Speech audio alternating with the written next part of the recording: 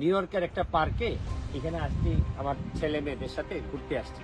আইসার যে জিনিসটা দেখলাম যে এই পার্কে দেখেন যে কি পরিমাণ গাছ, এই গাছ মানে পড়ে যাওয়ার পরেও কিন্তু নেয়ার মতো মানুষ নাই। এই যে দেখেন এইভাবেই নষ্ট হইতেছে পরে, কিন্তু কেউ নিচ্ছে না। হয়তো এদের নেওয়ার প্রয়োজন পড়ে না, এত ডিমান্ডও নাই।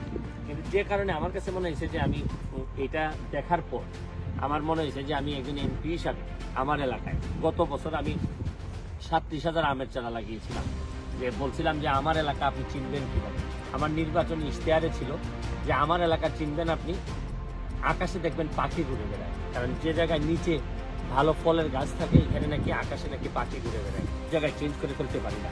আমি দেখতে চাচ্ছি যে কিভাবে একটা বিকল্প প্রফেশনের মাধ্যমে যারা গাছ কাটেন তাদেরকে অন্য পেশায় নিয়ে গিয়ে আমি গাছ কাটানোটা ঠেকাইতে চাই এবং আসলে একটা ভালো এলাকা তৈরি করে দিয়ে যেতে চাই।